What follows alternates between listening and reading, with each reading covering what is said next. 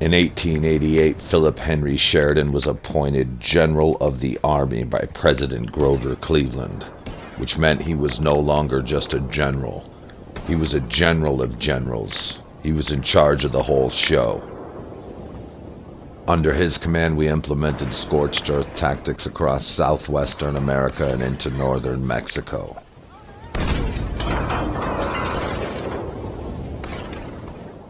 The Devil's Regiment was designed to strike fear in the heart of the enemy. Not just the enemy, but the population in general. We used to call it taking souls. We were willing to do things the enemy wasn't willing to do, to go places they weren't willing to go. And because of that, it left them nowhere to hide.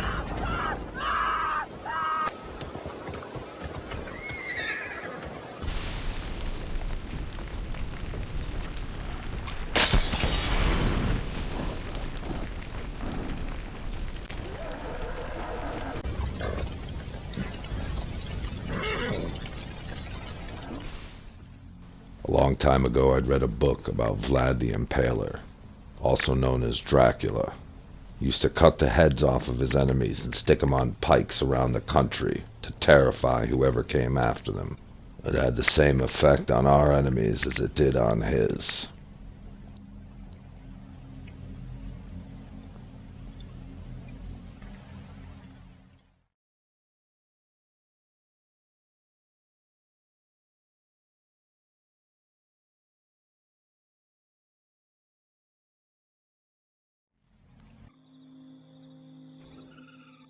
With General Sheridan as the head of the army and the military, there was nothing standing in our way.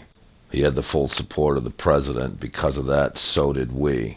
Congress was divided, but it didn't matter. He implemented his tactics and fought the war the way he wanted to fight it. We took the towns back, and then we took the states back. We fought deep into northern Mexico, linked up with local militia and mercenaries. Years later, the same people would become Pancho Villa's Mexican Revolutionary Army. Gabriel Manigal once said, "The enemy of my enemy is my friend." They were trying to win a revolution. We were trying to win a war. A war that would take 4 more years to win, and a revolution that would take another 20.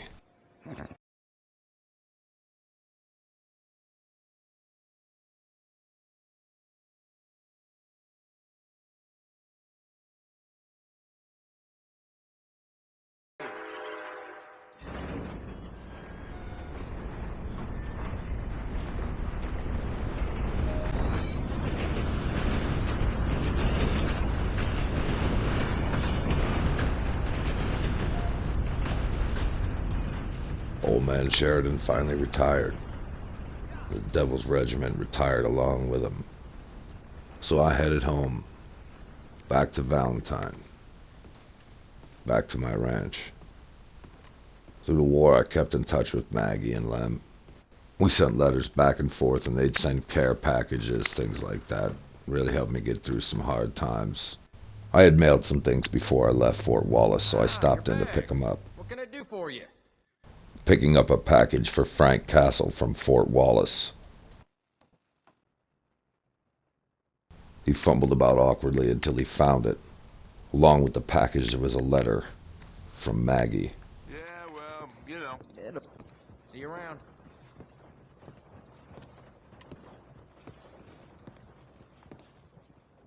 I walked over to the light and took out the letter. Maggie and Lem were in trouble. They'd run into some crooked revenue agents who were trying to push them out of town. Revenue agents were federal. That meant they had connections to politicians and were higher up on the food chain than the sheriff.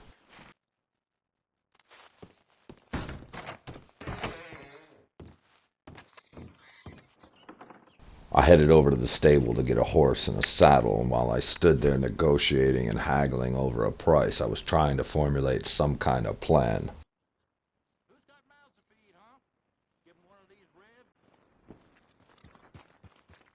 Maggie's letter sounded desperate, so as soon as I left the stable, that was the first place I headed.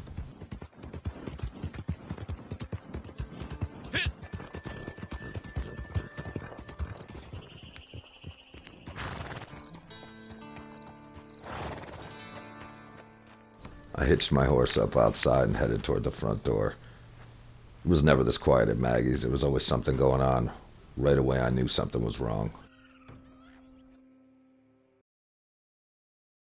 Hey, Maggie! Where you at, old lady? I came into the house and there was nobody there. Maggie never left that chair unless she was sleeping. I checked the bedroom and nothing. It was never like Maggie to leave this house. This was her business. Everything happened here. She had to be here 24 hours a day to look after it. I checked the paperwork on the desk. The name at the bottom on the first page said Amos Lansing. I'd heard that name before. Captain Horley mentioned it outside the fort when we were going after Teddy Brown.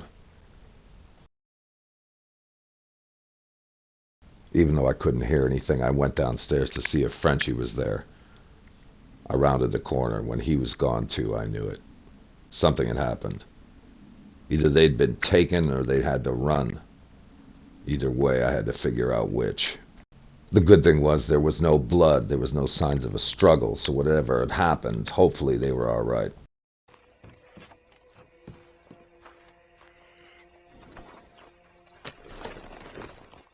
There were two names on the paper on Maggie's desk. At the bottom was Amos Lansing. At the top was Blackwater Saloon.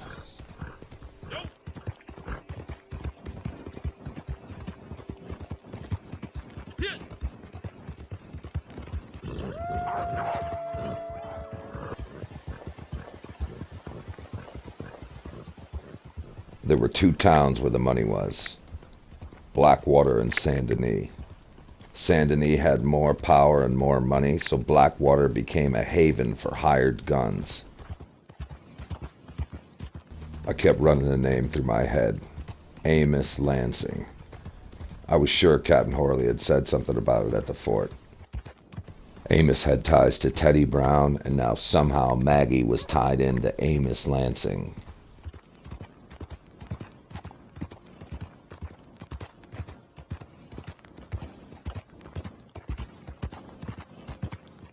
The plan was to find somebody who knew Amos Lansing and make him talk about what happened to Maggie.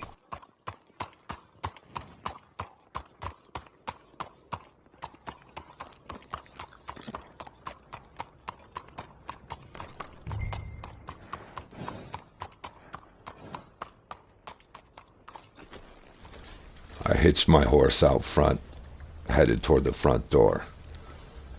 Somebody in here was going to talk. I didn't know who yet, but one of these guys was going to tell me something. In a situation like this, in a place like this, a random guy is not going to have the information that you need. Hello, sir? At least not all of it.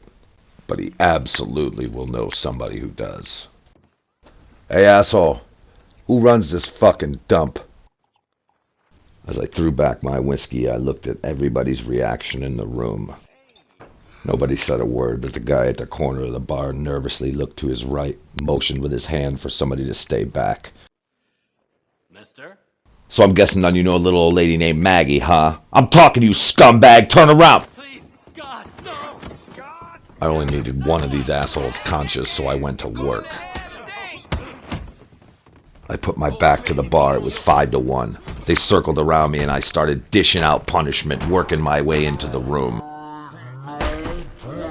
You can go.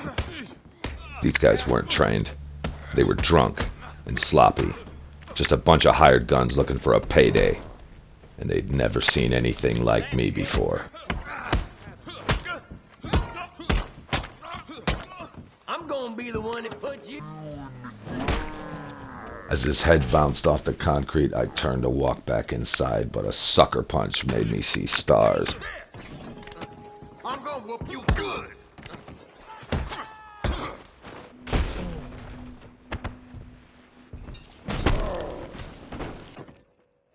As I squared off with the last guy, I heard him scream for Butcher. That was a name I'd heard before. As the sound of his head bouncing off the door jamb echoed through the room, I heard boots stomping down the stairs, and it was Butcher. All 6'6", 310 pounds of him. This wasn't going to be easy. Unlike the others, Butcher was trained. He was a well-known hired gun and hitman. I had to keep as close as I could to him, try to wear him out and weather the storm. One punch, one kick, one elbow from this man can end it. I had to look for the off switch while I hoped my chin would hold. He shoved me away from him, and as I spun, I leapt toward him. My punch landed and his just grazed me. He was dazed finally. The giant was stunned. I leapt into a headbutt and sent him back, but he kept coming. I swung a hard right hook to the body and then followed by a left hook to the mouth, but he grabbed hold of me and sent me reeling back against the bar. I dug my foot into the bar and sprung off of it, throwing a hard right hand, driving him backward, followed by a left. My chin held. His hands were down and I saw the off button and I went for it. The left hand put him away.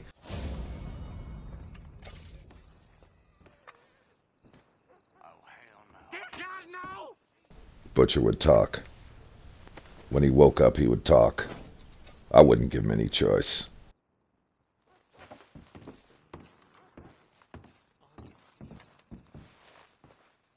I picked up my hat, paid for my whiskey, and then went to take Sleeping Beauty somewhere quiet we could talk.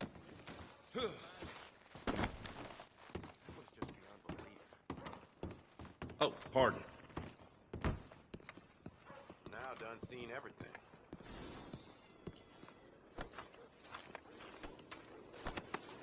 Hello. Whatever was going on, Butcher would know. He would know somebody else. Another lead. Another door I can open. I'd been in town for about 2 hours, and I already had a hostage.